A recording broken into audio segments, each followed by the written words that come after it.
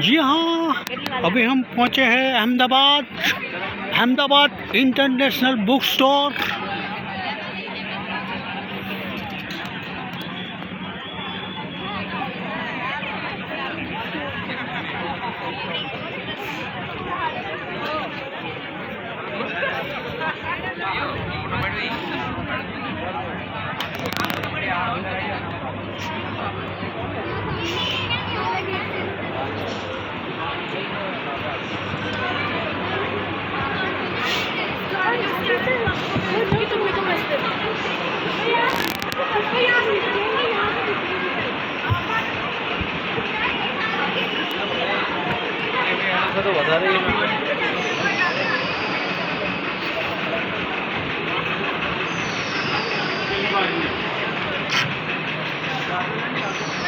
APJ Abdul Kalam महान लेखक।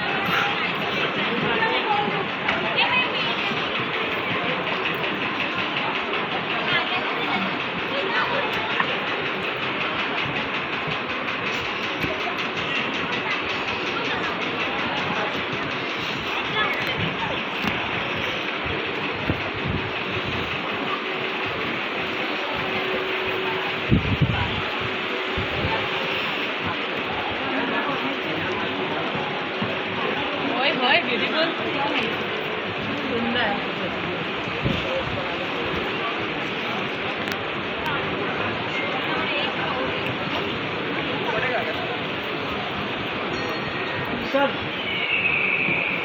आधे भी उत्पादन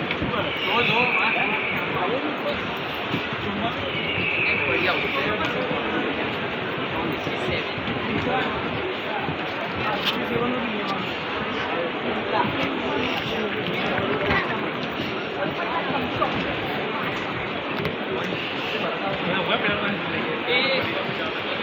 અત્યારે જ આવ્યો 81 એટલે આના ભાઈ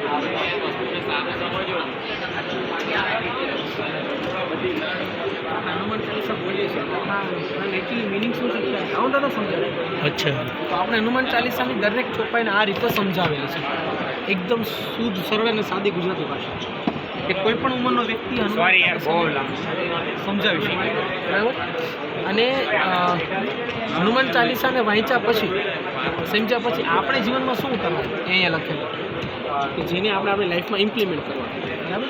ત્યારબાદ અહીંયા જે રામ છે આખા ચિત્રમાં કોઈ 4 જગ્યાએ રામ લખેલા કે રામ અહીંયા ગોતવા 4 રામ છે, તો એમાં 4 વખત રામ રાઈટ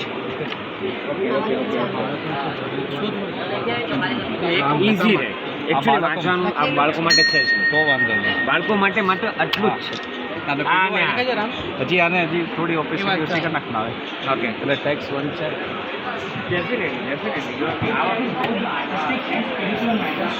बच्चों के लिए तो बहुत ही उपयोगी है ये।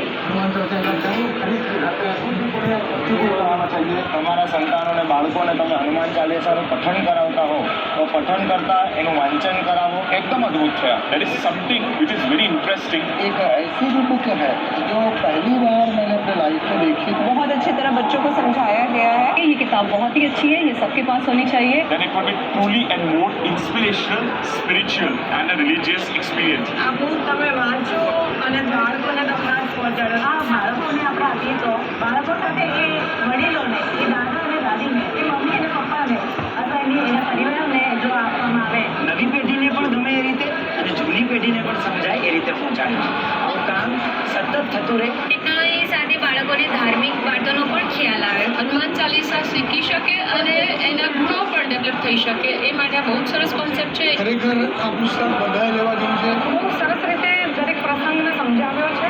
પ્રેક્ટિકલ લેવલ આમાં એ લોકો આપેલું છે આપણને। જરૂરથી આ પુસ્તકનું વાંચન કરજો। બાળકો માટે ખાસ લેવાનું ન ભૂલશો।